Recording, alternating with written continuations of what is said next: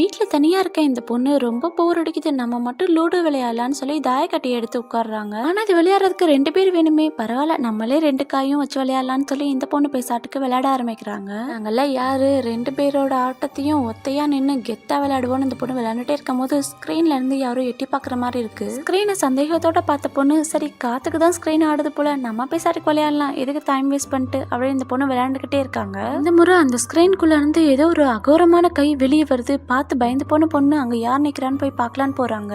மெல்ல ஸ்கிரீன் பக்கத்துல போன பொண்ணு தடக்குன்னு ஸ்கிரீனை விலக்கி பாக்குறாங்க. பார்த்தா அங்க யாருமே இல்ல. இப்ப ரூம்குள்ள இருந்து சத்தம் வருது. போய் பார்த்தா ஒத்தையில தாயக்கட்டை மட்டும் இருக்கு. அங்க ஒரு பாக்ஸ்ல இருந்து ஏதோ வித்தியாசமா சத்தத்தோட ஒரு உருவம் வெளியே வர புரியாம பதறி போன பொண்ணு அந்த பக்கம் பார்த்தா லூடு தானாவே விளையாடுது. எல்லாத்துக்கு காரணம் அந்த தாயக்கட்டை தான். முதல்ல மூடி வைக்கணும்னு வேகமா போய் அந்த லூடு கேமை மூடி வைக்கிறாங்க. எப்படியோ தப்பிச்சிட்டோண்டா சாமின்னு அந்த பொண்ணு நினைச்சிட்டே இருக்கும் போது பின்னாடி இருந்து வந்தப்பே இந்த பொண்ணை ஒரே போடா போட்டு தள்ளிடுது.